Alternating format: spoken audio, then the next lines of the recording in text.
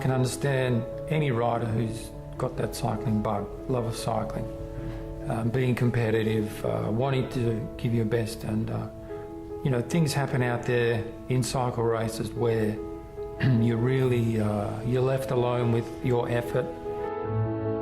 It can teach you a hell of a lot about yourself. I think it's a great sport for that too. Yeah, Garry Clively, I tell you, that is, it's an amazing story. So he went to Europe, I think he turned 19 when he got over there, and went and raced a little bit in Italy, got noticed, rode the World Championships from Belgium, I think, that year, and finished 4th in the World Amateur Road title. It's just a young kid. So then the Italians started to take notice of him. He got a pro contract. So at 20 years of age, he gets a pro contract.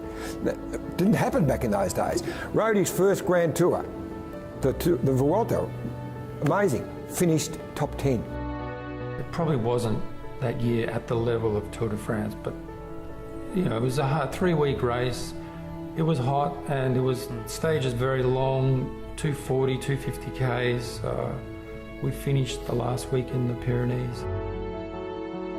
I got punched in the head by one of the good Italian riders because I came underneath him on a corner on one of the last climbs. He looked like he was losing the wheel, and I just sort of ducked underneath him, and he really didn't like it. And he came up behind me once it leveled out and punched me in the head. And I learned that, you know, these guys are pretty tough, and they're not going to take anything from a young upstart.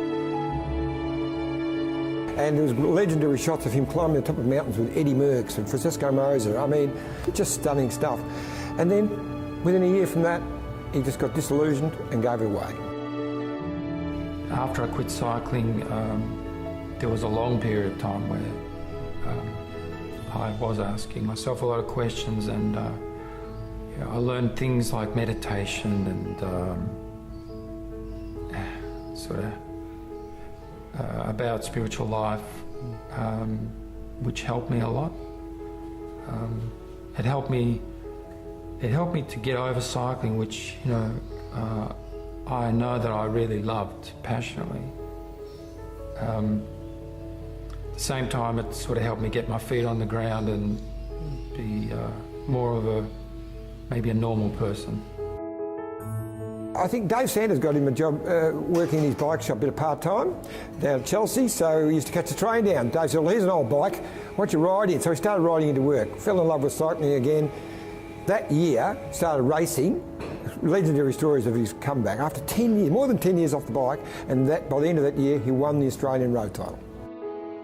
Something came over me, you know, and maybe it was because I knew my mother was at the finish, not sure why, but yeah, I just felt really good, and I hit out early, and yeah, I beat them. They must have been shocked. They were, and there was a few expletives after the line too about it. So yeah, but I think it was a fair race. No regrets? No, you really learn a lot about yourself and surviving.